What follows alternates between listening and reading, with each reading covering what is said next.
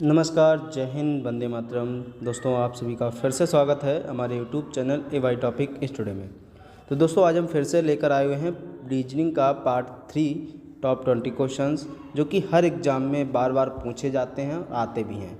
ठीक है, चलिए दोस्तों, देरी ना करते हुए आप लोगों को वीडियो को ले चलते हैं। तो सबसे पहले मैं आपको बता दूं, जो हमारे दोस्त वीडियो पर नए हैं या चैनल पर नए हैं, तो चैनल को सबसे पहले सब्सक्राइब कर लें और वीडियो को लाइक करना बिल्कुल ना भूलें। चलिए मिलते हैं वीडियो की ओर।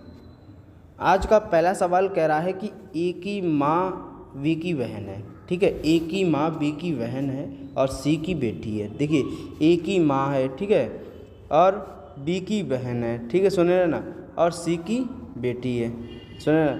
ए की माँ और बी की बहन और सी की बेटी है, तो डी बेटी है, बी की और बहन है, तो ई की, तो सी का ई से क्या संबंध है, मतलब ई का तो सी का मतलब बहन है। तो सुनिए, सबसे पहले ए है जो और बी, उसकी क्या है, ए की माँ लग रही है और बी की बहन लगती है। ठीक है, ए जो है वो बी की बहन है, ठीक है, और सी की बेटी है। ठीक है, डी बेटी है किसकी, ए की, तो बी की और बहन है कौन, ई, तो सी का ई से क्या संबंध है। तो दोस्तों, इसका जो राइट आंसर रहेगा आपका ऑप्शन नंबर डी बिल्कुल सही रहेगा, नाना या नानी का। तो दोस्तों, आपका अगला सवाल है, क्वेश्चन है, विषाणु चेचक से संबंधित है तो जीवाणु किससे संबंधित है। तो दोस्तों, इसका राइट आंसर रहेगा आपका ऑप्शन नंबर बी बिल्कुल सही रहेगा, मलेरिया। मलेरिया जो है वो जीवाणु से संबंधित है, ऑप्शन नंबर बी बिल्कुल सही है। चलिए, आपका अगला सवाल है, घर रसोई से संबंधित है तो पौधा किससे संबंधित होगा। तो दोस्तों, घर रसोई से संबंधित है तो पौधा जड़ से संबंधित होगा, ये तो भली बात जानते ही होंगे। आपका ऑप्शन नंबर ए बिल्कुल सही रहेगा। चलिए, आपका अगला सवाल है, यदि विगत वर्षों से एक दिन पहले का दिन शनिवार से 3 दिन आगे आने वाला दिन हो तो आज कौन सा दिन है। तो दोस्तों, इसका राइट आंसर रहेगा आपका ऑप्शन नंबर बी बिल्कुल सही रहेगा, शुक्रवार। ऑप्शन नंबर बी बिल्कुल राइट आंसर है। चलिए, आपका अगला सवाल है, यदि 1 जनवरी को शुक्रवार है तो किसी अधिवर्ष में माह की पहली तारीख को कौन सा दिन होगा। तो दोस्तों, मैं आपको इसका राइट आंसर बता दूं, आपका रहेगा ऑप्शन नंबर बी बिल्कुल सही रहेगा, ऑप्शन नंबर बी बिल्कुल राइट आंसर है। चलिए, आपका नेक्स्ट क्वेश्चन है, यदि परसों शुक्रवार था तो आगामी परसों के बाद तीसरा दिन क्या होगा। तो दोस्तों, ये आपका छठा क्वेश्चन है, तो इसका राइट आंसर रहेगा आपका ऑप्शन नंबर बी बिल्कुल सही रहेगा, शुक्रवार। शुक्रवार आपका राइट आंसर रहेगा, ऑप्शन नंबर बी। चलिए, आपका अगला सवाल है, यदि 15 सितंबर 2000 को शुक्रवार था तो 15 सितंबर 2001 को कौन सा दिन होगा। तो दोस्तों, इसका राइट आंसर रहेगा आपका ऑप्शन नंबर सी बिल्कुल सही रहेगा, शनिवार। ऑप्शन नंबर सी आपका राइट आंसर है। चलिए, आपका अगला सवाल है, विश्व पर्यावरण दिवस किस दिन मनाया जाता है। तो दोस्तों, आपका राइट आंसर रहेगा इसका ऑप्शन नंबर बी 5 जून। ऑप्शन नंबर बी बिल्कुल सही रहेगा, 5 जून को विश्व पर्यावरण दिवस मनाया जाता है। चलिए, आपका अगला सवाल है, अक्षरों ACER में से हर एक अक्षर का एक एक बार प्रयोग करते हुए अंग्रेजी के कितने अर्थपूर्ण शब्द बनाए जा सकते हैं। तो दोस्तों, इसका राइट आंसर रहेगा आपका ऑप्शन नंबर सी बिल्कुल सही रहेगा, 3। ऑप्शन नंबर सी बिल्कुल राइट आंसर है।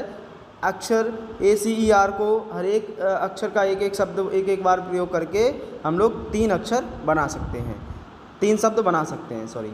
चलिए, आपका अगला सवाल है,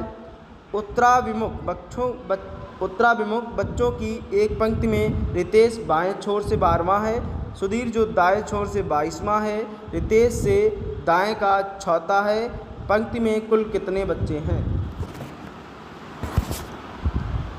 तो दोस्तों इसका राइट आंसर रहेगा आपका ऑप्शन नंबर सी, बिल्कुल सही रहेगा। राइट आंसर सी रहेगा, क्योंकि 37 बच्चे जो हैं टोटल एक पंक्ति में 37 बच्चे थे।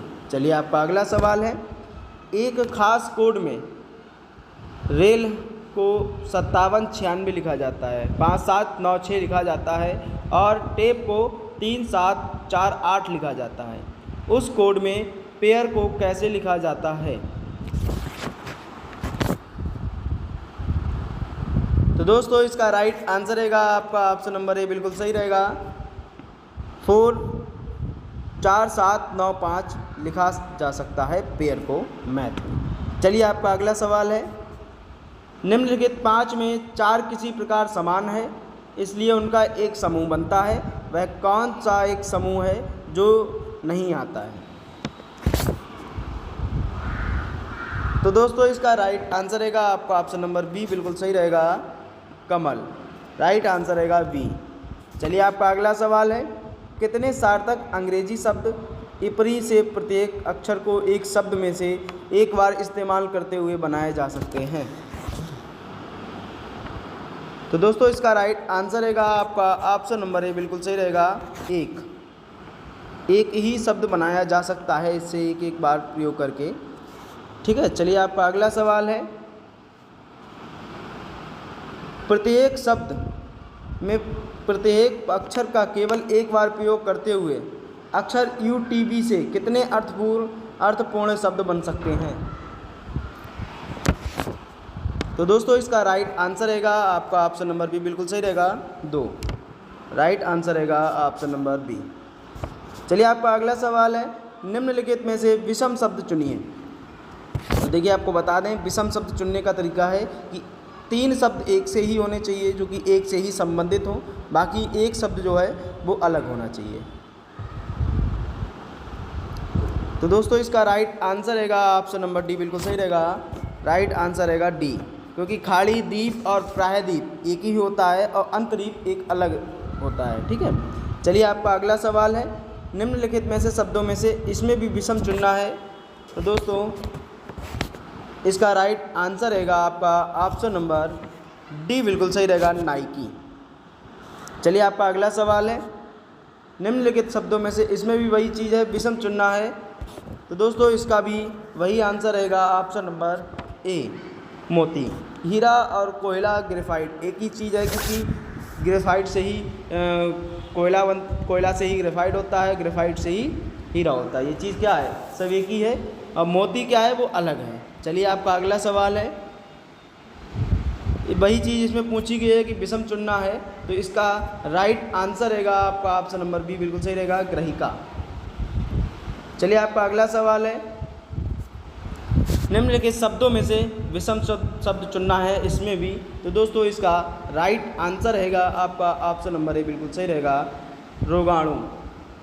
राइट आंसर रहेगा ऑप्शन नंबर ए। चलिए आपका अगला सवाल है, ऐसा युग्म ज्ञात कीजिए जो निम्नलिखित युग्म के सदृश संबंध को नहीं दर्शाता।